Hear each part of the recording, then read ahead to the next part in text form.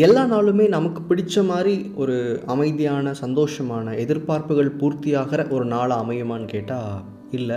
Maybe ஒரு சில நாட்கள் பார்த்திங்கன்னா நமக்கு ஏதாவது ஒரு தப்பான விஷயங்கள் நடக்கிறதோ, அதுக்காக நம்ம அதிகமாக வருத்தப்படுறதோ, அந்த நாளே ரொம்ப ஒரு மாதிரி போகுது அப்படின்னு சொல்லி நம்ம தூங்க போகிறதுக்கு முன்னாடி சிந்திக்கிறதோ உண்டு.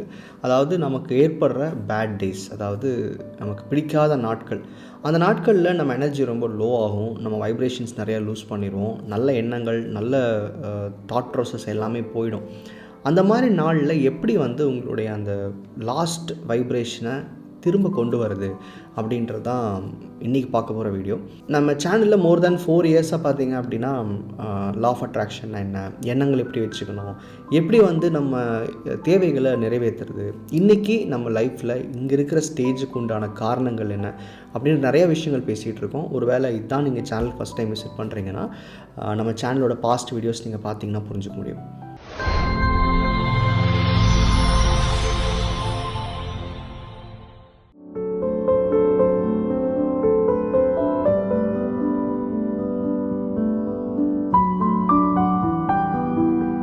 இப்போது பேட் டேஸ்னால் என்ன, ஏன் அந்த நாளை நம்ம ரொம்ப ஒரு மாதிரி ஒரு கஷ்டமாக பார்க்குறோம் அப்படின்னா, சில நேரங்களில் ஏதோ ரிலேஷன்ஷிப்ஸ் கூட ஏற்படுற சண்டையாக இருக்கலாம், ஆஃபீஸில் உங்களுக்கு ஏதாவது ஒரு எஸ்கலேஷன் வந்திருக்கலாம், இல்லை ஏதாவது கலீக்ஸ் கூட இஷ்யூஸ் க்ரியேட் ஆகிருக்கலாம், ஏதாவது ஒரு ஃபெயிலியர்ஸ் நீங்கள் பார்த்துருக்கலாம், எக்ஸாம்லேயோ இன்டர்வியூஸ்லேயோ ஏதோ ஒரு ஃபெயில் ஆகிருக்கலாம்.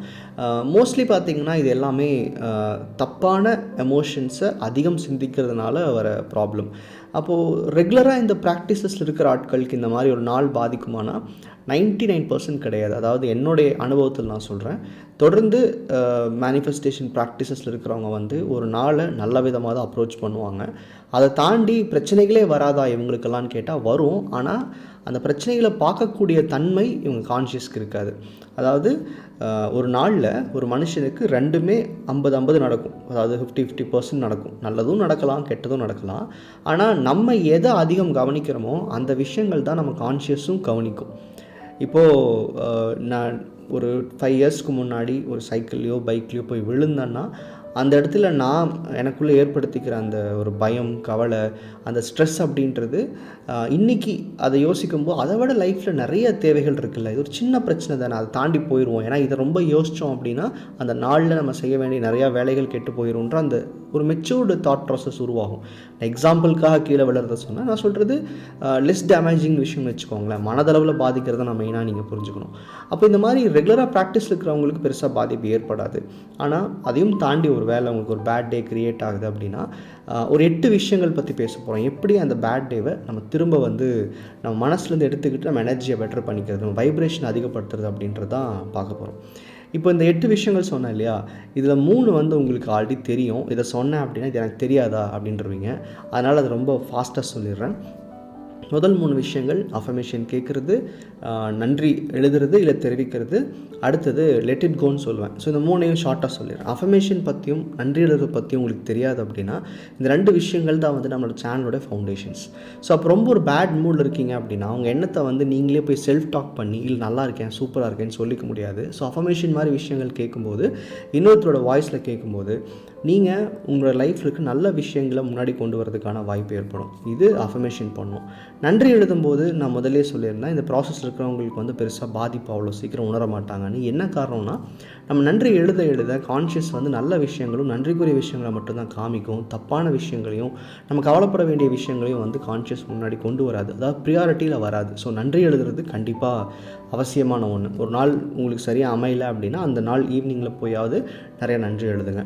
3வது லெட் இட் கோ. எப்பவுமே எண்ணங்கள் வாழ்க்கையாகும்னு சொல்கிறோமா, அப்படி இருக்கிறப்போ ஒரு பிரச்சனை நடந்துருச்சுன்னா அதை திரும்ப திரும்ப திரும்ப திரும்ப நீங்கள் யோசிக்கிறது, அதுக்கு பின்னாடி ஒரு கிரட்ஜை வச்சுக்கிறது, ஒரு ரிவெஞ்சை யோசிக்கிறது, இதெல்லாம் உங்களுடைய தாட் ப்ராசஸ் இன்னும் ஸ்லோ டவுன் பண்ணும், உங்கள் எனர்ஜி இன்னும் கரைச்சிக்கிட்டே போகும். அப்படி இருக்கிறப்போ நடந்துருச்சு, அதுக்கு என்ன பண்ண முடியும் அப்படின்னு சொல்லி அந்த சுச்சுவேஷனை தூக்கி போட்டு போகிறது தான் நான் சொன்னது லெட் இட் கோன்ற விஷயம். இந்த 3மே உங்களுக்கு சொன்னால் கொஞ்சம் போர் அடிக்கும்.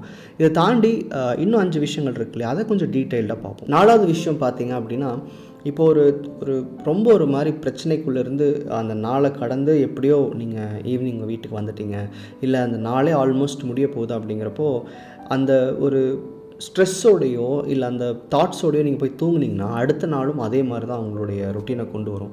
அதனால் ஒரு விஷயம் என்ன ட்ரை பண்ணலான்னா, இப்போ உங்கள் வீட்லேயோ நீங்கள் ஒர்க் பண்ணுற ஸ்பேஸ்லேயோ முடிஞ்சால் அந்த இடத்தெல்லாம் கொஞ்சம் ரீஅரேஞ்ச் பண்ணுங்கள். இப்போ நான் புக்கை வந்து ரைட் சைட்ஸில் வச்சுருக்கேன்னா லெஃப்ட் சைடில் எடுத்து வைங்க.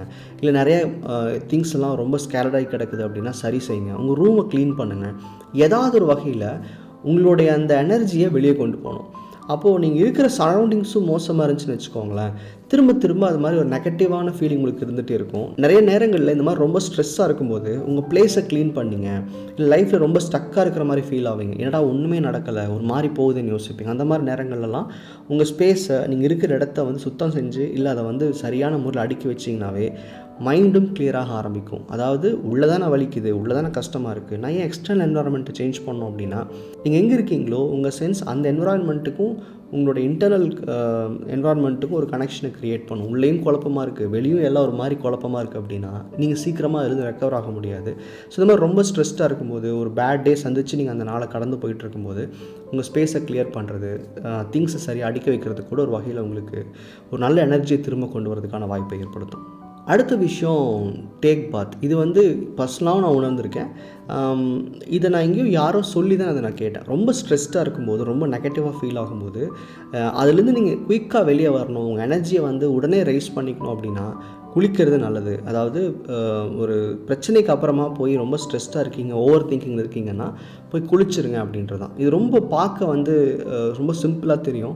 ஆனால் டெஃபினட்டாக உங்களுக்கு என்னமோ உங்கள் மனசுலேருந்து எல்லா பாரமும் போன மாதிரியும், நிறைய ஸ்ட்ரெஸ் ரிலீவ் ஆன மாதிரியும், இதையே நான் திங்க் பண்ணணும் அப்படின்ற மாதிரியும் உங்களுக்கு அந்த ஒரு தடவை குளிக்கிறது உங்களுக்கு நிறையா விஷயங்களை மாற்றும். இது வந்து நான் யாரோ சொல்லி கேட்டு தான் நானும் ட்ரை பண்ணேன். பட் இது வரைக்குமே இந்த பாத்திங் அப்படின்ற ப்ராசஸை வந்து வெறும் நம்ம இது ரெகுலராக பண்ணணும், ஒரு ரெஸ்பான்சிபிலிட்டி அப்படின்னு நினைக்காம, அதுக்கு பின்னாடி உங்கள் எனர்ஜியை ப்யூரிஃபை பண்ணிக்கிறதுக்கும் ஒரு தேவை இருக்குன்றது புரிஞ்சுக்கணும். ஸோ கண்டிப்பாக நீங்கள் ஸ்ட்ரெஸ்ஃபுல்லாக இருக்கீங்கன்னா அதை ட்ரை பண்ணுங்கள். இது இன்னும் எவ்வளோ சயின்டிஃபிக் எக்ஸ்பிளைன் பண்ண எனக்கு தெரியல, ஆனால் இது வந்து ப்ராக்டிக்கலி வெரி ஹெல்ப்ஃபுல். இது அடுத்த விஷயம், இந்த மாதிரி ஒரு பிரச்சனைகளை சந்திச்சதுக்கப்புறம் நம்ம சும்மா இருக்க மாட்டோம். இப்போது ஃபார் எக்ஸாம்பிள் சொல்லணும்னா, ஆஃபீஸ்க்குள்ளே ஒரு சின்ன இஷ்யூ நடக்குதுன்னு வச்சுக்கோங்களேன். ஃபஸ்ட்டு உங்கள் கலீக்ஸ் கிட்ட போய் எல்லாத்துக்கிட்டையும் ஷேர் பண்ணுறது, இந்த மாதிரி பிரச்சனையாச்சு, இந்த மாதிரி என்னை இப்படி கேட்டாங்க, இப்படி சொன்னாங்க, இப்படி தான் இந்த ஆஃபீஸ் இருக்குதுன்னு சொல்லி நிறைய அந்த விஷயம் திரும்ப திரும்ப ஷேர் பண்ணுறது. அங்கேருந்து வீட்டுக்கு வந்துட்டிங்களா, வீட்டில் ஷேர் பண்ணுறது, அப்புறம் உங்கள் ஃப்ரெண்ட்ஸுக்கு கூப்பிட்றது. அப்புறம் சில பேர் பார்த்திங்கன்னா ஆஃபீஸ் நடக்கிற ப்ராப்ளம்க்கு வந்து ஸ்டேட்டஸ் வைப்பாங்க. அதாவது எப்படின்னா டைரெக்டாக வைக்க மாட்டாங்க, பட் அவங்களுடைய கோவத்தையோ அவங்களோட வருத்தத்தையோ வந்து தெரிவிக்கிறது. இந்த மாதிரி எதை மறக்கணுமோ, எதை நம்ம தள்ளி போயிடணுமோ அதை வந்து ரீகலெக்ட் பண்ணுறதுக்கு உண்டான செயல்களை செஞ்சுக்கிட்டே இருக்கிறது. இது மேக்ஸிமம் ஷேர் பண்ணுறது தான் இந்த ஓவரால் ப்ராப்ளத்துடைய டைட்டில் வச்சுக்கலாம். ஆனால் அது ஏன் பண்ணணும்? நமக்கு வந்து ஏதோ நினச்சிக்கிறோம், நம்ம வந்து ஒரு பிரச்சனையை ஷேர் பண்ணால் அது காணாமல் போயிடும் அப்படின்னு. ஆக்சுவலி சொல்லப்போ நீங்கள் அதிகப்படுத்துகிறீங்க. ஒரு தடவை நடக்கிற இன்சிடெண்ட்டை அங்கேயே நீங்கள் விட்டுருந்தீங்கன்னு வச்சுக்கோங்களேன், உங்களுக்குள்ளே அந்த எண்ண ஓட்டம் வந்து கம்மியாக ஆரம்பிச்சிருக்கும். ஆனால் நீங்கள் ஷேர் பண்ண அதுக்கு 10 பேர் 10 விதமான ஒப்பீனியன் கொடுக்கும்போது இன்னும் அந்த பிரச்சனையை அதிகப்படுத்திக்கிறதுக்கோ இல்லை அந்த பிரச்சனையை ஞாபகப்படுத்திக்கிட்டே இருக்கிறதுக்கு உண்டான ஒரு விஷயத்த நீங்கள் செய்கிறீங்க. மோஸ்ட்லி இந்த மாதிரி ப்ராப்ளம்ஸ் நடக்கும்போது அதை ஷேர் பண்ண வேண்டிய அவசியம் கிடையாது அப்படின்ற ஆட்கள்கிட்ட ஷேர் பண்ணாதீங்க. இன்னொன்று, அப்படி கொண்டு போய் நீங்கள் அதை ஷேர் பண்ண போகிறீங்கன்னா அவங்க உங்களை விட ரொம்ப மெச்சூர்டாகவும் அந்த பிரச்சனையை வந்து சரியாக ஹேண்டில் பண்ணுறவங்ககிட்டையும் போய் ஷேர் பண்ணுங்கள். உங்களை மாதிரியே இருக்கிற ஆட்கள்கிட்டையும், உங்களை மாதிரியே மைண்ட் செட் உங்கள் ஏஜில் இருக்கிற ஆட்கள்கிட்ட ஷேர் பண்ணும்போது அது இன்னும் அக்ரெஷனாவோ இல்லை அது வேறு மாதிரியான விஷயத்தான் கொண்டு வரக்கு உங்களுக்கு ஹெல்ப் பண்ணும். ஸோ ஷேரிங் இஷ்யூஸ் அப்படின்றது இன்னும் மல்டிப்ளை பண்ணும். நம்ம எண்ணங்கள் வாழ்க்கையாகவும் சொல்கிறோம் இல்லையா? அப்போ எந்த எண்ணம் வேண்டாமோ, எந்த எமோஷன் வேண்டாமோ அதை விட்டுட்டு போயிடுறது நல்லது. அதிகமாக ஷேர் பண்ணுறது தான் வந்து இன்னொரு பெரிய ப்ராப்ளமாக இருக்க போகுது.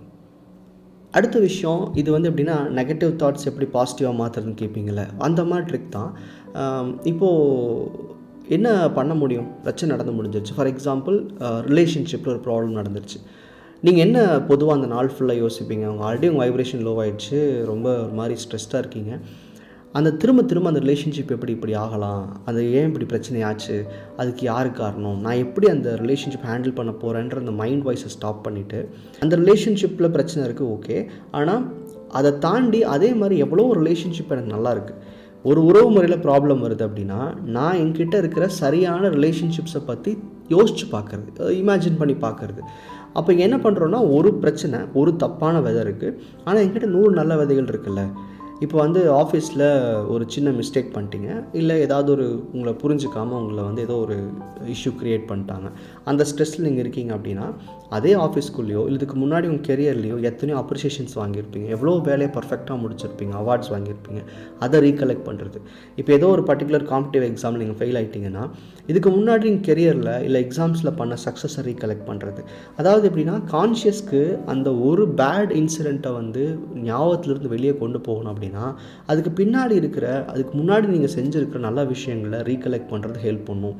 நம்ம என்னங்க ட்ரை பண்ணுறோன்னா, அந்த எண்ணத்துக்கு ப்ரியாரிட்டி கொடுக்காத பாரு நான் எவ்வளோ தூரம் நான் அதெல்லாம் பர்ஃபெக்டாக பண்ணியிருக்கேன்னு கான்ஷியஸுக்கு காமிக்கிறது தான். ஸோ நெகட்டிவை பாசிட்டிவாக மாற்றுறதான்னு கேட்டால் அப்படி இல்லை. உங்களுக்குள்ள இருக்கிற நெகட்டிவுக்கான நேரத்தையும் அதனுடைய தன்மையும் குறைக்கிறதுக்காக நம்ம அந்த கேட்டகரியில் பண்ண நல்ல விஷயங்கள் எடுத்து கான்ஷியஸ் கிட்ட காமிக்கிறது. ஸோ வாட் எவர் ரீசன் நீங்கள் எதுக்காக ஸ்ட்ரெஸ்ஃபுல்லாக இருக்கீங்களோ அந்த ரீசனை விட்டுட்டு அதை சார்ந்த மற்ற நல்ல விஷயங்கள் லைஃப்பில் இருக்கும்ல, இது கைண்ட் ஆஃப் கிராட்டிடியூட் தான். பட் நான் என்ன சொல்கிறேன்னா, எழுதி பார்க்குறது அப்புறம் இமேஜின் பண்ணியும் பார்க்கலாம்.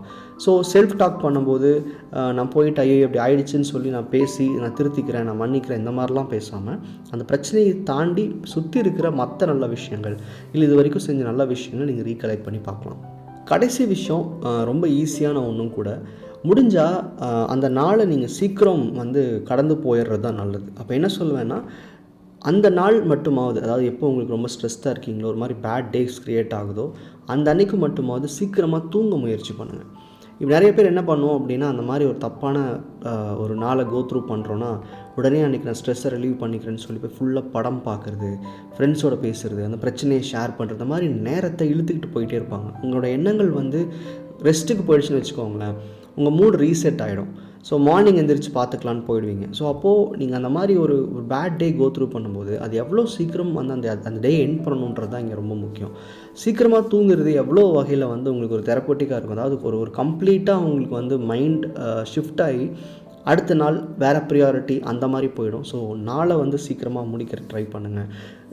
உங்கள் வைப்ரேஷன்ஸ் ரைஸ் பண்ணிக்க நினைக்கிறீங்க அப்படின்னா நிறையா ஆல்டர்னேட் ஹீலிங் இந்த மாதிரி விஷயங்கள் இருக்குது. ஆனால் நம்ம ப்ராக்டிக்கலாக நம்ம ஒரு பிரச்சனைக்குள்ளே இருக்கும்போது அதையெல்லாம் போய் தேட முடியாது. அதெல்லாம் வந்து ஒரு காலம் கடந்து தான் நம்ம அதெல்லாம் வந்து தேட முடியும். இப்போது இம்மீடியட்டாக எனக்கு ஒரு சுச்சுவேஷனை சால்வ் பண்ணணும்னா இது நம்மக்கிட்ட இருக்கிற டூல்ஸ் தான் நான் இப்போ சொன்னது எல்லாமே. ஸோ முயற்சி பண்ணுங்கள். இல்லைங்க நான் இந்த மாதிரி ப்ராப்ளம் நடந்தும்போது நான் வேறு மாதிரி விஷயம் ட்ரை பண்ணேன், உங்களுக்கு என்ன தோணுதோ அதை கீழே கமெண்ட் பண்ணுங்கள். உங்களுடைய ஒப்பீனியன் இல்லை உங்களுக்கு வேறு ஏதாவது இதே மாதிரி வீடியோஸ் வேணும்னாலும் நீங்கள் கமெண்ட்டில் மென்ஷன் பண்ணுங்கள். நன்றி.